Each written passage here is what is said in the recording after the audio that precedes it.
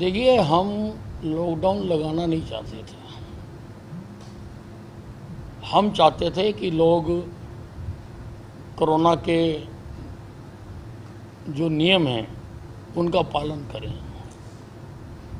लेकिन सभी कदम उठाने के बावजूद भी लोगों ने कोरोना के नियमों की पालना नहीं की, जिसकी वजह से संक्रमण बहुत तेज़ी से बढ़ा। आज एक्टिव मरीज 1 लाख से ज़्यादा हैं और लगभग 15,000 मरीज रोज जुड़ रहे हैं। इसलिए मजबूर होकर इस चेन को तोड़ने के लिए हमने ये लॉकडाउन लगाया है। मेरी जनता से अपील है कि इस लॉकडाउन के दौरान अपने घरों में रहें, सुरक्षित रहें और कोरोना को हराएं। कांग्रेस कह रही है कि देखिए, ऐसा है, ये राष्ट्रीय आपदा का समय है और इसमें सबको आगे बढ़ के सहयोग करना चाहिए और मैं कई बार इसकी अपील भी कर चुका हूं। कुछ लोग कर भी रहे हैं, कुछ लोग ऑक्सीजन के सिलेंडर मुहैया करवा रहे हैं, कुछ लोग ऑक्सीजन कंसंट्रेटर मुहैया करा रहे हैं, कुछ लोग कोरोना मरीजों के लिए भोजन की व्यवस्था कर रहे हैं और कुछ लोग केवल बातें कर रहे हैं। तो जैसी जैसी जिसकी क्षमता वो कर रहा है, हमें किसी से कोई इतराज नहीं है। देखिए, रेमडेसिविर का सारा नियंत्रण सरकार ने अपने हाथ में ले लिया और बाकायदा उसका परफॉर्मा बना दिया।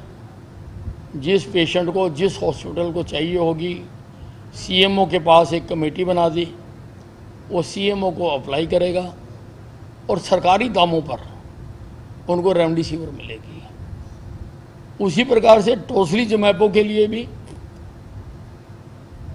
3 वरिष्ठ डॉक्टरों की जो इस फील्ड के हैं उनकी कमेटी बना दी, जिसमें डॉक्टर ध्रुव पीजे रोहतक के हैं, डॉक्टर सुशीला कटारिया जो मैदानता में कोरोना मरीजों का इलाज कर रही है वो है, और एक डॉक्टर वडेरा है। इन तीनों की रिकमेंडेशन पर ही टोसिलीजुमैब मिलेगा और वो भी सरकारी दाम पर मिलेगा।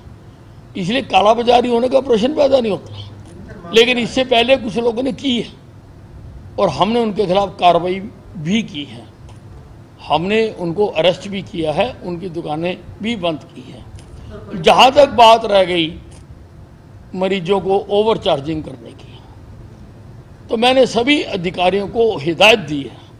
हमने रेट तय कर रखे हैं प्रति बेड कि आइसोलेशन का क्या चार्जेज है, आईसीयू के क्या चार्जेज हैं, वेंटिलेटर के क्या चार्जेज हैं, हमने तय कर रखे हैं। ऑक्सीजन के क्या चार्जेज हैं।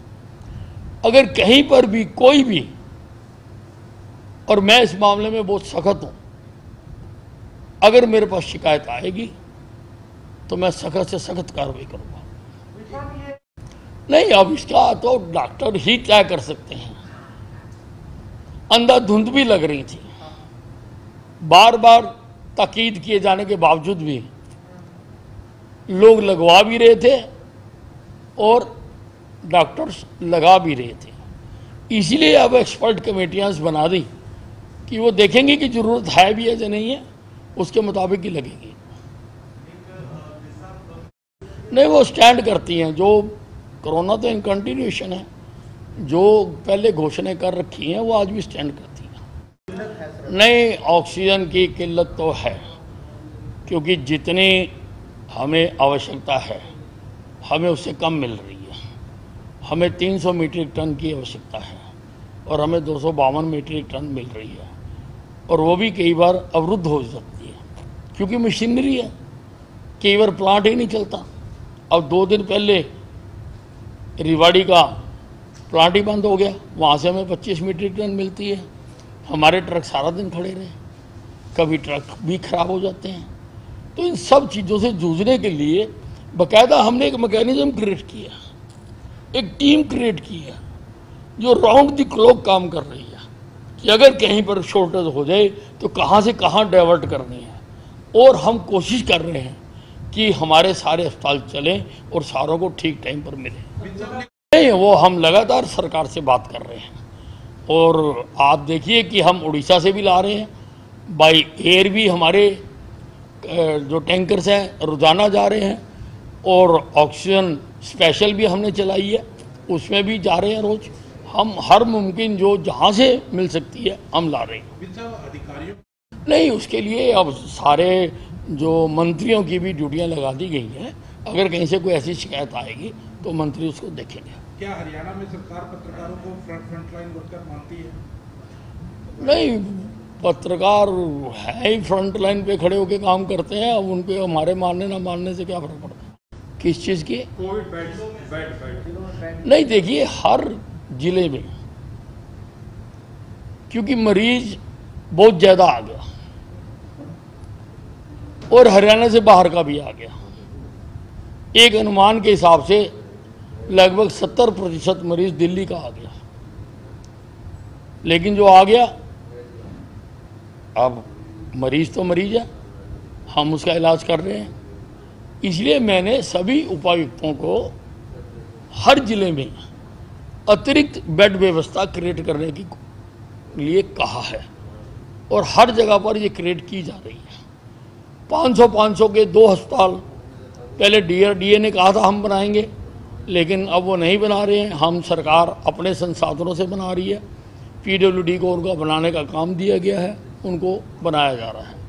बाकी जगहों पर भी जहाँ जहाँ पर हमें अवेलेबल जगह मिल रही है हम सब जगह बना रहे हैं। मैन पावर के लिए मैंने आईएमए से भी अपील की है, उनका बड़ा पॉजिटिव रिस्पॉन्स है, वो आ रहे हैं।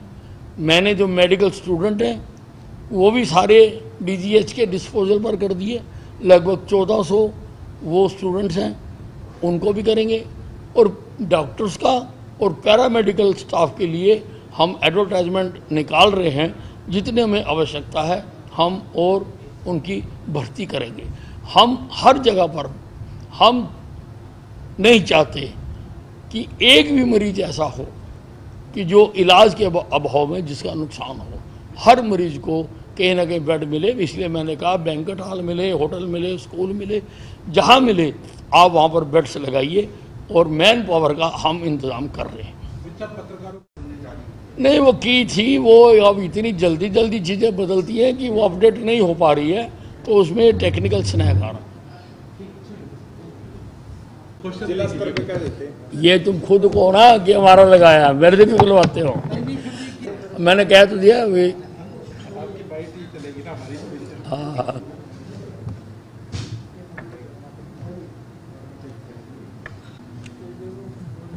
मुझे डॉक्टर मना करके गई थी कि आधा घंटा बोलना नहीं है आपने।